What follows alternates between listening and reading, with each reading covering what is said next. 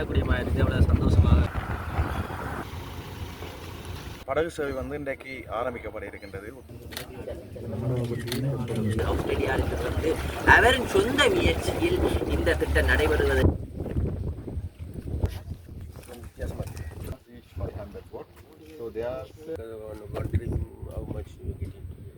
யாழ்ப்பாண படகு சஃபாரி என அழைக்கப்படுகின்ற ஜப்னா சஃபாரி அமையுமா பூனேரியும் அமையும். அதே முழுக்க சோலர் சூரிய சக்தியில் இயங்குகிற இயந்திரம் தான்.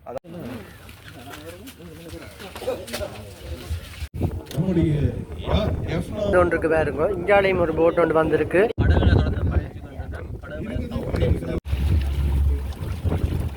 மையமாக மாற்றுவதற்கு அந்த வகையில் யாழ்ப்பாணத்தில் 3 படகு சேவை ஆரம்பிக்கப்பட இருக்கின்றது. ஸ்பீட் போட் சேவை இங்கே இருந்து நேரே நைனாதீவு மற்றும் மற்ற நெடுந்தீவுக்கு போக இருக்கின்றோம். வெளி மாவட்டங்களில் போட மாட்டோம். நாங்கள் மோஸ்ட்லி யாழ்ப்பாணத்திலே இது முதல் தடவை இந்த படகு சேவை மிக சிறப்பாக இருக்குது. இந்த கடத்தொழிலாளர் சமூகத்தோடு வைக்கும்போது ஒரு வேலை வாய்ப்பு அமைஞ்சுள்ளது. 16 பேர் மொத்தமாக போகலாம். ஒரு ஆளுக்கு வந்து 500 ரூபா படி.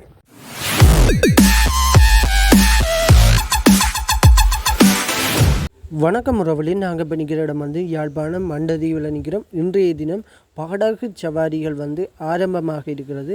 அந்த காணொலிகள் சம்மந்தமாக தான் இந்த காணொலி இருக்க போது.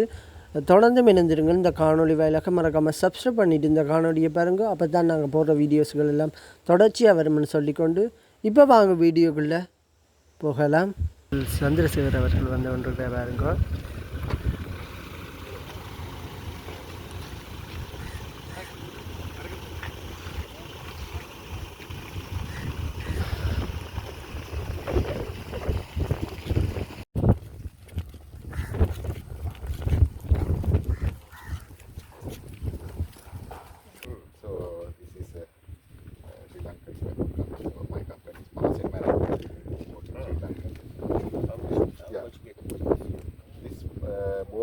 About 2.5 million.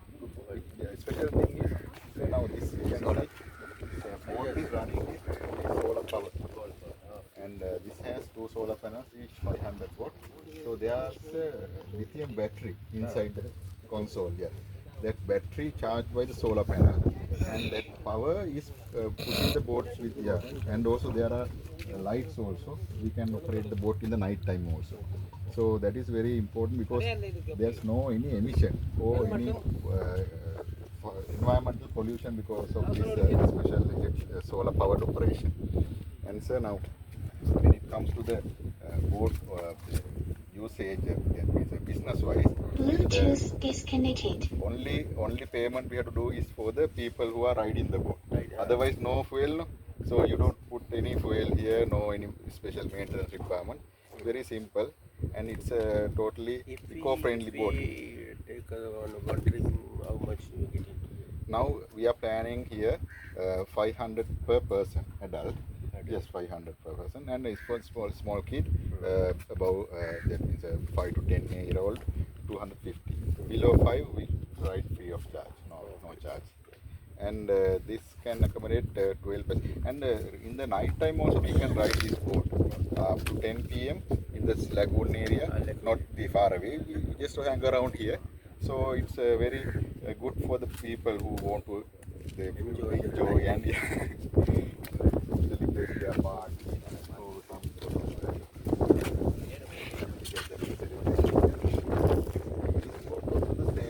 But we have put 4 number of solar panels.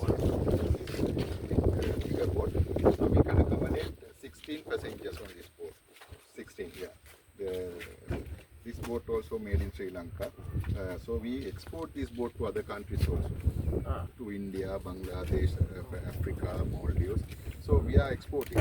Now because of this tourism is picking up here. No? So in Japan. It's in Katunai, Nigam. Yes. It is, close to the airport anyway.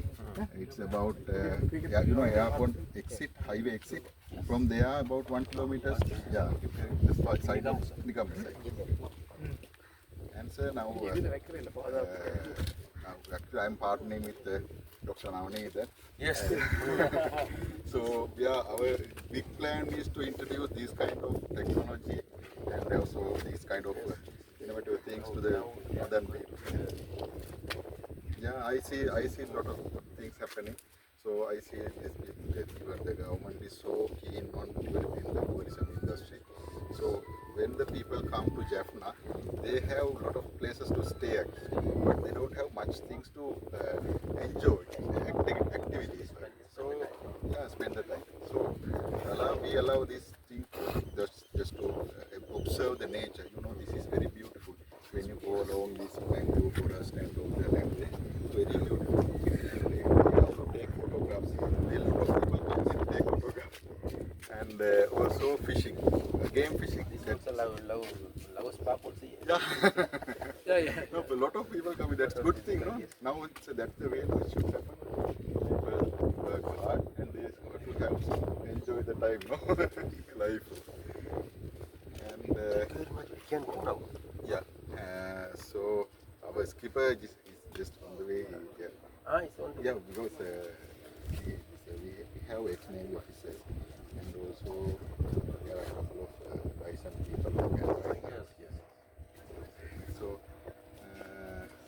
and also, what other things we have to actually say, this mangrove forest is How all many boats totally out boats? in Sri Lanka operation. No, you come. We have built almost 60 plus boats, yeah, but in Sri Lanka we are operating about 25 to 30 numbers by our company. Other side down side. Down south, yes. We build the restaurant boats also. Restaurant boats means the bigger one. It can accommodate 40 passengers, so that boat can have all the kitchen, the washrooms and everything. Yeah, even this kind of lagoon we can operate that kind of boat. So that is very good for small functions, parties, maybe about 30, 40. Even for the office, bank, the AGM, that kind of activities also we can hold in that restaurant boats also.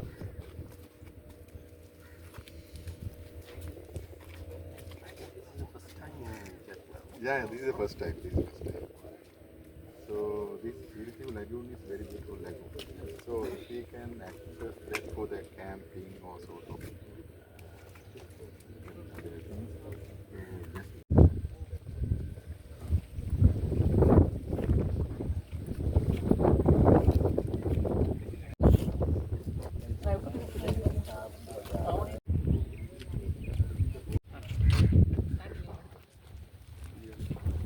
வணக்கம். இன்றைக்கு இங்கே என்ன மாதிரியா நிகழ்வு நடக்குது? இன்றைக்கு வந்து Mahesan மேரின் ceiling நிறுவனத்தினுடைய யாழ்ப்பாண படகு சஃபாரி என அழைக்கப்படுகின்ற ஜெஃப்னா சஃபாரி படகு சேவை வந்து இன்றைக்கு ஆரம்பிக்கப்பட இருக்கின்றது. உத்தியோகபூர்வமாக எங்களுடைய யாழ்ப்பாணத்து மண்டதேவிக்கு அண்மையில் இருக்கின்ற பகுதி, இந்த பகுதியை லகோன் பகுதிகள் என்று கூறுவாங்க. இங்கேருந்து பார்த்தீங்கன்னா சிறுத்தை பின்னால் இருக்கிற பகுதி, இந்த பகுதியில் வந்து தான் இப்போ யாழ்ப்பாணத்தில் 3 படகு சேவை ஆரம்பிக்கப்பட இருக்கின்றது. யாழ்ப்பாணத்தினுடைய இந்த பண்ண சுற்று வட்டார பகுதியை மற்றது இந்த கடல்நீர் ஏரிகளை சுற்றி காட்டுவதாக இந்த படகு சேவை அமைய இருக்கின்றது. ஓகேங்க. நீங்கள் என்ன மாதிரியான முதல்ல வந்திருக்கிறீங்களா? இங்கே இதுதான் ஃபஸ்ட் டைமா நீங்கள்? இல்லை, நான் முதல் வந்திருக்கிறேன். நான் இங்கே வந்து 3 விதமான படகு சேவை இருக்குது. 3 விதமான படகு சேவையும் மிதமான வேகத்தில் தான், அதாவது பார்வையாளர்கள் மக்களை ஒரு புதியதொரு அனுபவத்தை நூடாக பயணிப்பதற்காகத்தான் இந்த படகு சேவை இங்கே தரமிறக்கப்பட்டிருக்கின்றது, புதிதாக ஆரம்பிக்கப்பட்டிருக்கின்றது. இது வந்து முழுக்க சோலார் சூரிய சக்தியில் இயங்குகிற இயந்திரம் தான். அதால் வந்து இதில் வாழ்கிற உயிரினங்களுக்கோ இல்லாட்டி இதை நம்பி இருக்கிறவங்களுக்கோ எந்தவித பாதிப்பையும் இது ஏற்படுத்தாது. அதே போல் வந்து இது வந்து சோலாரில் இயங்குகிற மின்சாரத்தை பயன்படுத்தி இயந்திரம் பண்ணபடியால் மக்களுக்கும் வந்து எந்தவித ஆபத்தையும் ஏற்படுத்தாத வகையில் தான் இந்த படகு சேவை அமையும். அதோடு அவர்களுக்கான கவசங்களும் கொடுக்கப்பட்டு தான் இந்த படகு சேவை அமைய இருக்கிறது. கட்டணங்கள் என்ன மாதிரி? கட்டணங்கள் வந்து ஒரு நினைக்கிற பெரிய படகுக்கு வந்து இந்த படகத்தில் 16 பேர் மொத்தமாக போகலாம். ஒரு ஆளுக்கு வந்து 500 ரூபா படி 8000 ரூபா எடுக்கிறாங்க. மற்ற படகு வந்து அதே போல் தான், அதுவும் இப்போ மிக ஒரு குறுகிய நாளில் இறக்கப்பட்டது. அந்த இதுவும் ஒரு ஆளுக்கு 500 ரூபா வழியாக தான் இந்த நகர்வு இருக்க போகுது. நேரம் அதாவது ஒரு படம் பயணிக்கக்கூடிய ஒரு 500 ரூபாய்க்கு ஒரு ஆள் செலுத்தி பயணிக்கிறாண்டா இவ்வளோ நேரத்துக்குள்ளே பயணிக்கலாம். காலை 9 மணியிலிருந்து பின்னேரம் ஒரு 6 மணி மட்டும் இதுன்ற சேவை இருக்கும். ஒரு ஆள் 500 ரூபாய் பயணிக்கிறார் தானே, பயண காலம் நேரம் 1 மணி நேரம் போகலாம். மற்றது நீங்கள் இந்த டைம் உங்களுக்கு தேவைன்னா முன்னுக்கு நீங்கள் பதிவு செய்தீங்கன்னா நீங்கள் பயணிக்கக்கூடிய மாதிரி இருக்கும். அதில் ஃபோன் நம்பர் நான் உங்களை தரோம். அந்த ஃபோன் நம்பரோட நீங்கள் தொடர்பு கொண்டு நீங்கள் பயண சேவையை பெறக்கூடிய மாதிரி இருக்கும். என்ன மாதிரி ஃபோட்டோகிராஃபி எல்லாம் அந்த இதெல்லாம் செய்யலாமோ? கல்யாண நிகழ்வுகள் அந்த ஃபோட்டோஸ் அதுக்கேற்ற மாதிரி தான் இரவிலையும் ஃபோட்டோகிராஃபி எடுக்கக்கூடிய மாதிரி இருக்கும். இது முழுக்க அனுமதி பெறப்பட்ட ஒரு படகு சேவையாக இருக்கின்றது. அனைத்து விதமான திணைக்களங்களிடமும் அனுமதி பெறப்பட்ட ஒரு படகு சேவையாக இருக்கிறது. அதுக்கேற்ற பாதுகாப்பு கவசங்கள் இருக்கு. கவசங்கள் அணியப்பட்டு தான் மக்கள் ஏற்றப்படுவார்கள். இது இலங்கையில் மட்டும் யாழ்ப்பாணத்தில் மட்டும்தான் இருக்குது, இல்லை வேறு இடங்களில் இவை இந்த மகேஸ்வர் மரீன் அவங்களோட நிறுவனம் வெளிநாடுகளுக்கு இந்த படகுகளை ஏற்றுமதி செய்கிற நிறுவனம். அவங்களோட நிறுவனத்தில் சீலிங்கன்றது ஒரு குறிப்பிட்ட ஒரு பகுதி அளவான நிறுவனம். அது இந்த படகு சேவையை தான் எல்லா இடத்துலையும் செய்து கொண்டு வராங்க. அது மாதிரி தான் எங்களுக்கு யாழ்ப்பாணத்தில் குறிப்பாக இந்த பகுதி சுற்றுலா பயணிகளை மையமாக கொண்ட பகுதி தானே. நாங்கள் அடுத்த கட்டத்துக்கு ஒரு பயணிப்பதற்காக இந்த படகு சேவையை தற்பொழுது இறக்கியிருக்காங்க.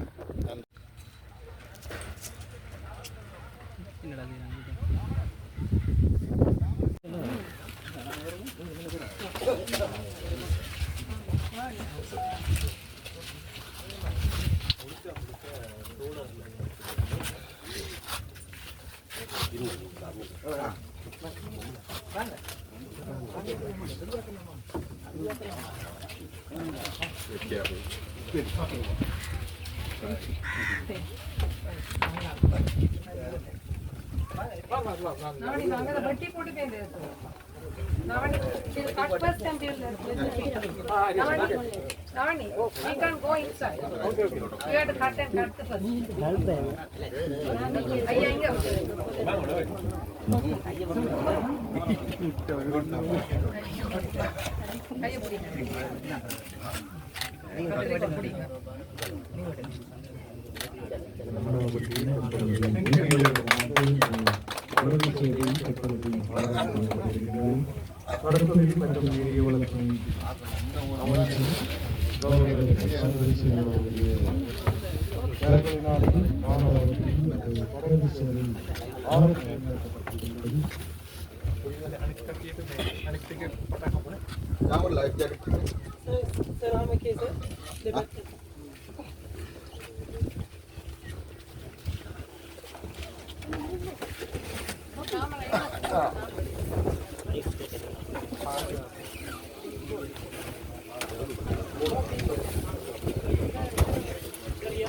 பார்த்தீங்கன்னா சார் பாதுகாப்பு ஜெக்கெட்டில் போட்டு கொண்டிருக்கேன் பாருங்க.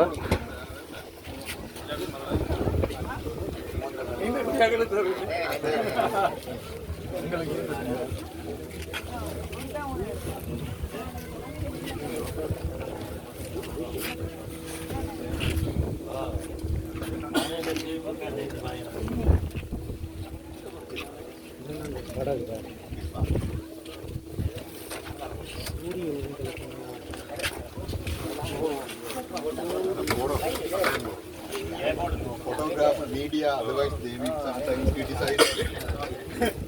நம்முடைய எஃப்னா போட் சவாரி முதலாவது படகு தற்பொழுது நகர்ந்து கொண்டிருப்பதையும் படகுல தொடர்ந்து பயணித்து கொண்டிருந்த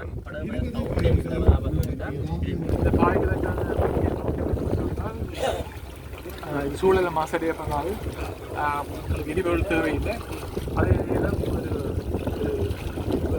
சூதான ஒரு பயணம்.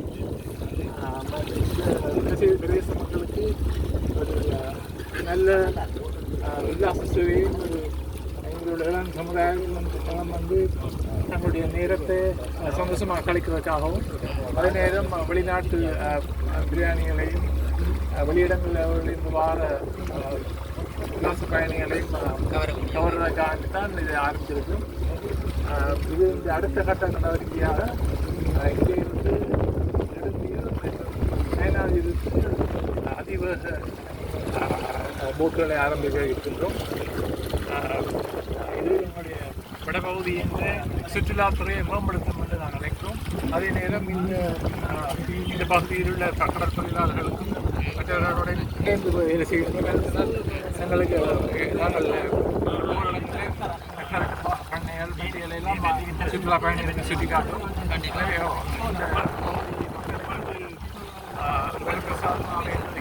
இங்கே இருக்கிற கடற்தொழிலாளர்களுக்கும் இது ஒரு வரப்பிரசாதம். அவர்களுடைய ஒத்துழைப்போடு தான்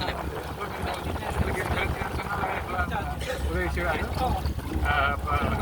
அவருடைய சம்மதத்தோடு தான் இது நடக்குது. அவர்கள் தான் இந்த ஓட்டுறதுக்கு அவர்களுடைய ஆட்களை தான் நாங்கள் பயிற்சி கொடுத்துருக்கோம். அவர்கள் இதில் ஏற்கனவே இது வந்து ஒரு சுற்றுலாத்துறை உரிய இடமாக தான் இருக்குது. நிறைய மக்கள் வந்து போகிற இடமா இருக்குது. ஆலப்புழை இந்த கடற்பகுதி. அப்போ பாதுகாப்பாக இந்த இடத்துல பயணம் செய்யக்கூடிய பாதுகாப்பாக மற்ற எல்லா பாதுகாப்புக்குரிய நடவடிக்கைகளும் நாங்கள். ஓகே, நன்றி. அந்த போட் இன்ஜின் சார்,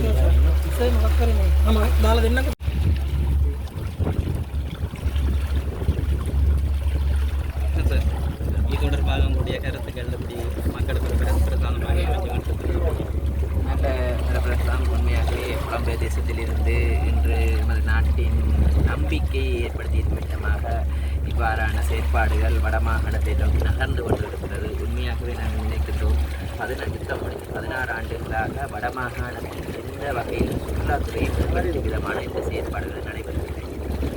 உங்களுக்கு தெரியும், தென்பகுதியில் அதிகளவான சுற்றுலா பயணிகள் புலம்பெயர் தேசங்களிலிருந்து வெளிநாடுகளிலிருந்து வருகின்றனர். ஆனால் தென்பகுதியுடன் வரையறுக்கப்பட்டு வடபகுதிக்கு வருவது குறைவு. எம்மை பொறுத்த வரைக்கும் நமது நாட்டின் ஜனாதிபதி அவர்களும் வடமாகாணத்துக்கு விஜயம் செய்த போது அதை சுட்டிக்காட்டியிருந்தார். ஏனென்றால் எங்களுக்கு தெரியும், வெளிநாட்டிலிருந்து வருபவர்களுக்கு கடல் அழகையும் வெயிலிலும் காய்வதற்குத்தான் விருப்பம், இயற்கையை ரசிப்பதற்கு.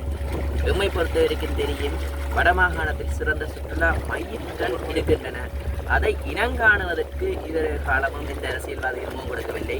அந்த வகையில் இன்றைய தினம் அதுவும் மண்டதீவு பிரதேசம் என்பது எதிர்வரும் காலத்தில் சிறந்த முறையில் சிறந்து விளங்கும். ஏனென்றால் மண்டதீவு பிரதேசம் என்பது சர்வதேச ஸ்டேடியம் என்பது சுற்றுலா பயணிகளை எதிர்வரும் காலத்தில் ஈர்க்கும் விதமான செயற்பாடு. அந்த வகையில் நமது நாட்டின் ஜனாதிபதி அவர்களும் கச்சதீவு சென்றது சம்பந்தமாக உணர்ந்து கொண்டது. தீவு பகுதியில் அதிகளவான தீவுகள் இனங்காணப்பட்டது. ஏனென்றால் அவரும் கூட ஒரு படகு வழியால் தான் அந்த பயணத்தை மேற்கொண்டிருந்தார். அந்த தீவுகளை ரசித்துக் கொண்டு உண்மையாகவே நெடுந்தீவு சிறந்த சுற்றுலா மையமாக ஆக்குவதற்காக தீர்மானித்திருக்கிறோம்.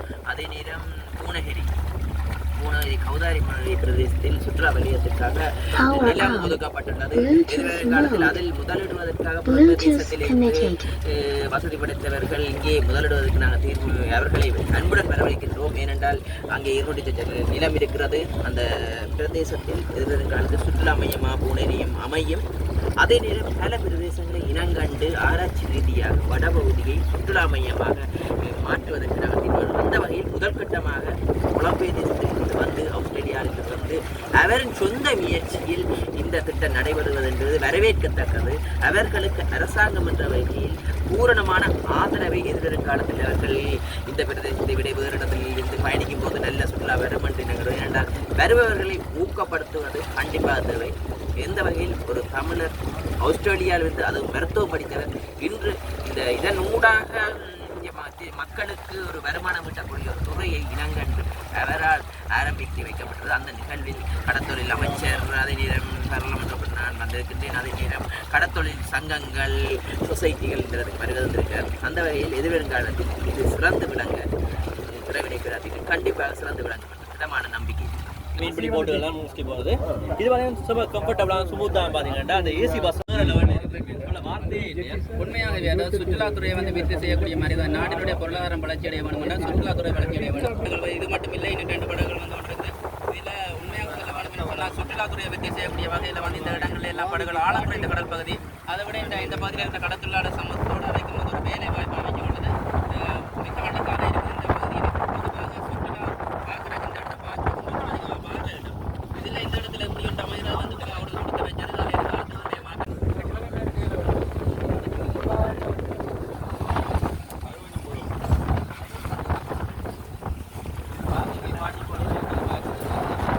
இங்கேருந்து நயனாதுக்கு போகிறதுக்கு போல பஸ்ஸில் போகிறதுன்னு இல்லை போட்டு போகிறதுக்கு சரியான சந்தர்ப்பம் இருக்குது. போட்டு இங்கே போட்டு போகலாம் இல்லை புது போய்த்தால் நாங்கள் போடுவாங்க. அதனால் நல்ல சேவை உண்டு. இதை விஸ்தரித்தால் இன்னும் மக்களுக்கு நன்மையை பேருக்கு நினைக்கிறோம். அதனால் இந்த அரசாங்கத்தின் உதவியோடவே விஸ்தரிக்கிறதுக்கு எங்களால் எந்த ஒத்துழைப்பு வழங்கணும். இங்கே எந்த களத்தொழில் சங்கங்கள் விமான சேவை எல்லாம் உதவியாக தான் இதுக்கு முன்னோடியாக திகழலாம். அதை நாங்கள் வரவேற்கின்றோம் செய்கிற. நன்றியா நன்றியா நன்றியா.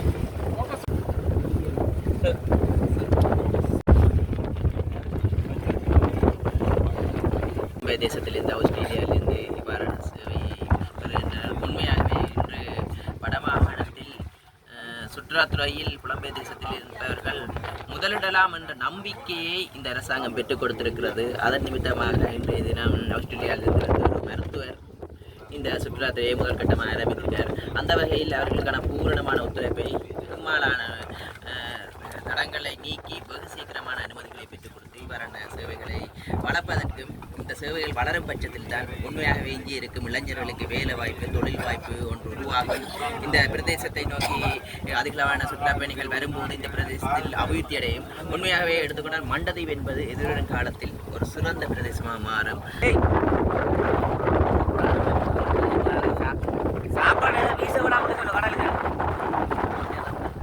ஆக்கள் போதனை காணக்கூடிய மாதிரி எவ்வளோ சந்தோஷமாக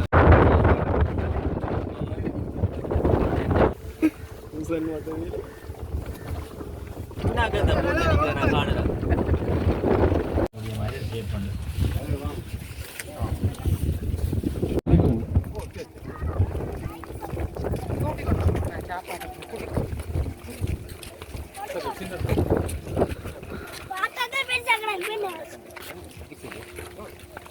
போட் சஃபாரி வந்து உண்மையிலே ஒரு எல்லாருக்கும் ஒரு வரப்பிரசாதமாக அமையும் நிச்சயமாக நம்புகிறேன். தற்போதைய பொறுத்த வரைக்கும் ஒரு புதிய முயற்சி. இந்த முயற்சி எல்லாருக்கும் இந்த வாய்ப்பை வழங்குது. இல்லாடி வேறு இடங்களுக்கு இது மாதிரியான அனுபவங்களை பெறுறதுக்கு வேறு இடங்களை தேடி போட வேண்டியிருந்தது. அது உண்மையிலுமே இந்த இந்த குழுவினர் இதை நிறைவேற்றி இருக்கோம். அதே நேரத்தில் வந்து இங்கே 2-3 வேறு நல்ல விடயங்கள் இருக்குன்னு சொன்னால் இது அலை இல்லாத ஒரு பெரிய அலை இல்லாத ஒரு கடல் ஒன்று. கடல்னா ஒரு இது மாதிரியான ஒரு குளம் மாதிரியான செட்டப் ஒன்று. அலை இல்லாதாலும் உங்களுக்கு நினைய வேண்டிய அவசியங்கள் இல்லை. மற்றது பார்த்தீங்கன்னு சொன்னால் இந்த மோட்ரு வந்து வேலை செய்து முழுக்க முழுக்க சூரிய ஒளியில் சோலார் சிஸ்டத்தில் வேலை செய்கிறபடியா சூழலுக்கு உண்மையிலுமே எந்த விதமான பாதிப்பும் இல்லாத ஒரு சூழலியல் நடைமுறை ஒன்றை இங்கே பயன்படுத்தினேன். அது உண்மையிலுமே ஒரு வரவேற்க வேண்டிய விஷயம். யாழ்ப்பாணத்துக்கு வந்து என்ஜாய் பண்ணுறதுக்கு நிறைய விடயங்கள் கிடையாது. ஆனால் இன்றைக்கு இந்த யாழ்ப்பாணத்தை பார்க்கின்ற பொழுது, எங்களுடைய வடமாகாணத்தை பார்க்கின்ற பொழுது, எங்களுடைய கடல் பரப்பை பார்க்கின்ற பொழுது, இந்த கடல் பரப்பில் பாரிய அளவுக்கான என்றைக்கும் இல்லாத உலகமே திரும்பி பார்க்கக்கூடிய அளவுக்கான எங்களுடைய சுற்றுலாத்துறையை மேம்படுத்த முடியும் என்கின்ற திடமான நம்பிக்கை எங்களுக்கு இருக்கு. அந்த வகையில் எங்களுடைய அரசாங்கத்தை எடுத்துக்கொண்டால் கூட எங்களுக்கு எல்லோருக்குமே தெரியும், இன்றைக்கு எங்களுடைய நாட்டுக்கு அந்நிய செலவாணி, அதாவது வெளிநாட்டு வருமானத்தை தேடி கொடுப்பதில் முதன்மையான இடம் வகிக்கின்றது என்றால் வேறு எதுவுமல்ல, இன்றைக்கு எங்களுடைய உல்லாச பயணத்துறையாகும். அப்போ அது இந்த வருடம் எடுத்து நாங்கள் பார்க்கின்ற பொழுது தற்போது கூட கிட்டத்தட்ட 20 லட்சத்துக்கு அதிகமான சுற்றுலா பயணிகள் இலங்கைக்கு வருகை தந்திருக்கின்றார். அப்போ இவ்வாறான சேவைகள் தொடர்கின்ற பொழுது, இவ்வாறான சேவைகள் விஸ்தரிக்கப்படுகின்ற போது மேலும் எங்களுடைய உல்லாச பயணத்துறை மேலும் ஒரு உல்லாசமான முறையிலே கொண்டாடக்கூடிய அல்லது விஸ்தரிக்கக்கூடிய ஒரு சூழ்நிலை ஏற்படுவதற்கான வாய்ப்பு.